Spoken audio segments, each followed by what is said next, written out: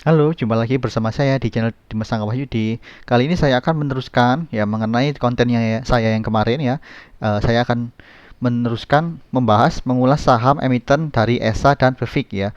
Dari analisa yang PSJP beli sore jual pagi atau yang beli pagi jual sore. Oke, kita langsung masuk ke chartingnya ya. Ini kita langsung ke saham Befik ya. Befik. Jadi yang terakhir itu ada Bank Victoria. Itu kalau nggak salah saya mengspekulasikan untuk beli sore jual pagi ya. Posisi candle lagi di tanggal 1 bulan April. Nah, ternyata pada tanggal 4 ya bulan April dia malah koreksi. Jadi kita nggak bisa profit, cuman naik sampai 0,54. Ya, kalau kita telisik lebih dalam lagi ya, ternyata di saham atau emiten Befik ya per tanggal 1 April ya itu dia menciptakan marking up ya. Jadi pada saat closing market ya jam 14.50 itu harga masih stay di 183. Lalu tiba-tiba di jam closing ya, closing market jam 15.01 sampai akhirnya jam 15.15 ya atau harga fixnya itu dia lompat sampai 2 tick ya. Jadi 184, 185 terlompati. Ya. Kalau melihat marking up seperti ini ya, marking up seperti ini, ternyata untuk keesokan harinya si saham atau si emiten tersebut itu malah turun ya ternyata. Jadi untuk saham-sahamnya seperti ini itu juga kurang bagus kecuali pada saat closing itu dia harganya stay di 183 ya. Jadi tidak menciptakan marking up seperti ini. Kalau marking up ya itu ada kemungkinan orang yang sudah buy di 183 waktu dia pre closing ya 183 dia udah waktunya taking profit di harga 185 ya. Jadi untuk keesokan harinya dia udah taking profit. Kalau dia udah nggak kejual di tanggal satunya 185 dia jualan lagi di tanggal 4 ya, taking profit di harga 185 ya. Tapi ya kita memilih saham-saham yang lagi uptrend. Nah, taunya uptrend itu adalah ketika kita cek candlenya itu ke daily candle, kita melihat si saham itu naik ya, atau istilahnya candlenya warna hijau. Candlenya naik dengan volume yang cukup tinggi. Candle naik dengan volume cukup tinggi dan MACD juga posisi lagi naik yang menandakan bahwa si emiten tersebut masih dalam fase uptrendnya.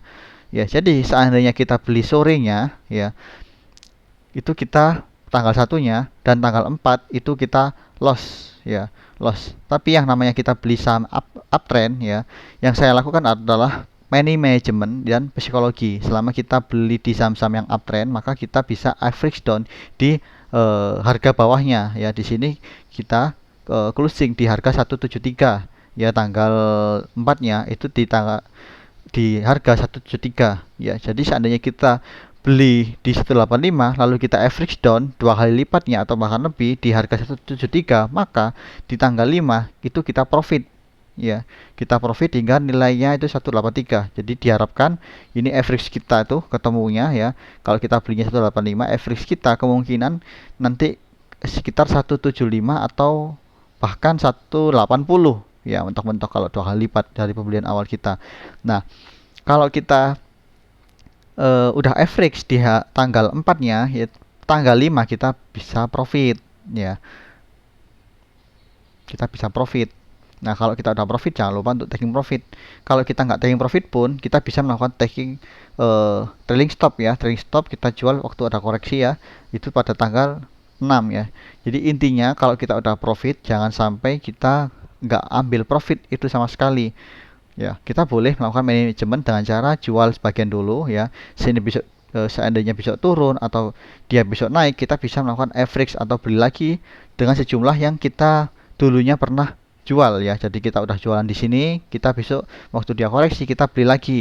Atau mungkin kalau dia lagi up kita bisa jual lagi ya. Tapi kalau seandainya waktu itu kita nggak average sama sekali di harga ini, maka kita baru profit di tanggal 7 April. Nah, ini harga mentoknya ya 188 ya, sekitar hampir 2% ya kalau kita beli terakhir di 185 atau adanya proses marking up di tanggal 1.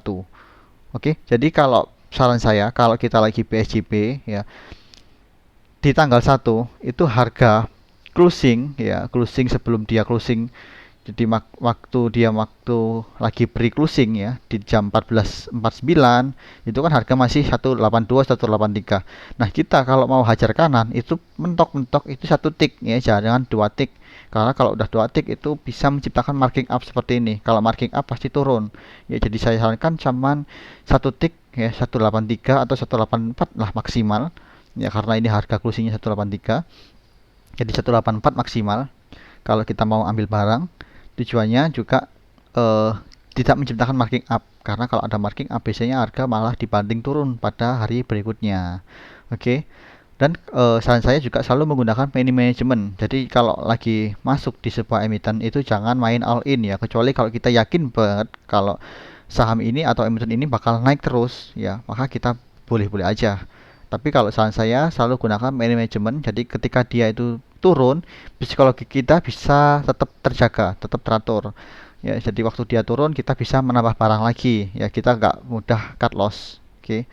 Nah, kalau di posisi seperti ini ya, kapan kita cut loss? Kita cut loss kalau seandainya ya pada tanggal 4 ini waktu dia turun, itu volume yang dia bikin yaitu volume cukup tinggi. Volume cukup tinggi, dia sahamnya turun, volume cukup tinggi, berarti ada yang buang barang. Jadi kita langsung melakukan cut loss di situ. Kalau kita nunggu area support, ini area supportnya cukup jauh ya. Area breaknya mungkin sekitar sini ya, 155. Kalau kita mau cut loss itu jauh ya, harganya di harga 155. Ya, jadi saran saya kalau lihat candle turun dengan volume yang tinggi kita langsung cut loss ya tanpa menunggu support. Kalau supportnya terlalu jauh, kecuali kalau ini dekat-dekat sama support ya boleh-boleh aja kita uh, istilahnya memanfaatkan untuk buy on weakness lagi ya, karena masih di area support. Tapi kalau area supportnya sudah cukup jauh kita langsung melakukan cut loss, apalagi kalau volume cukup tinggi ya teman-teman. Nah, untuk saham emiten berikutnya itu kita masuk ke ESA ya, karena saya juga ada analisa eksa di saham YouTube konten sebelumnya ya. Nah, ESA juga sama di tanggal 1.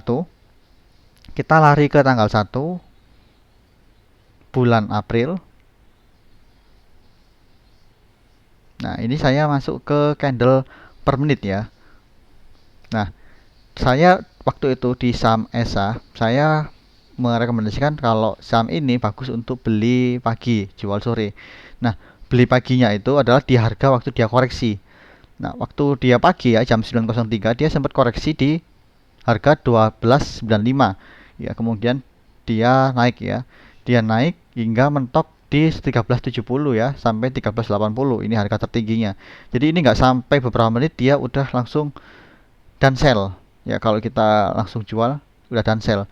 Nah, seandainya kita beli pagi ini kita nggak jualan ya, ternyata si ESA ini closingnya itu naik tipis dari pembelian terbawah kita ya, dia sempat naik, jadi kita belinya itu di bawah ya, waktu dia koreksi dia naik dikit, tapi pada saat tanggal 5 dia malah naik ya si ESA ini, karena memang si saham ini lagi uptrend ya. Taunya uptrend itu gimana sih? Kita ke candle daily ya, candle daily, lalu chartnya itu warnanya candlenya itu strong bullish ya, warna hijau ya, lalu MACD-nya itu masih uptrend ya, MACD uptrend, lalu waktu dia koreksi volumenya dia juga turun ya, waktu dia candlenya naik dia juga volumenya naik, berarti itu masih pada kondisi uptrend ya. Jadi selama kita trading di saham-saham yang uptrend itu sangat kecil kemungkinan untuk melakukan cut loss. Jadi sebisa mungkin teman-teman mencari saham-saham yang lagi uptrend ya. Contohnya uptrend itu candlenya warna hijau, volume naik, MACD naik, ya itu uptrend ya di candle yang daily. Ya, jadi kalau kita masuk juga untuk membatasi resiko, kita sebagian masuk, lalu waktu dia turun kita bisa melakukan average down lagi, asalkan waktu turun volumenya juga turun ya, volumenya nggak naik. Kalau volume naik kita wajib melakukan cut loss ya. Dan kalau waktu candlenya itu naik ya, biasanya si volume itu juga ikutan naik ya, dengan catatan MACD juga masih uptrend ya, yang menandakan si saham atau emiten tersebut masih kondisi uptrend atau bullish. Oke, terima kasih ya, itu mengenai yang BEVIC dan ESA. Untuk pertanyaan dari rezeki Ramadan ya, itu di story atau di beranda Instagram saya itu saya memposting emiten properti ya, emiten properti yang saat ini dia balik lagi ke harga di mana waktu saya buy waktu saat itu, dan tentunya saya udah taking profit ya karena memang dia sekarang lagi koreksi. Nah, properti apakah saham properti apakah yang saya maksud ya? Silahkan follow Instagram saya untuk mengetahui, dan silakan komen kalau teman-teman udah mengetahui jawabannya. Dua komentar teratas dan jawabannya benar ya.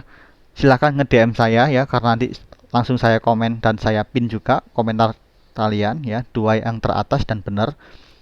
Langsung kirim rekening dan saya transfer untuk dua orang pemenang. Oke, terima kasih.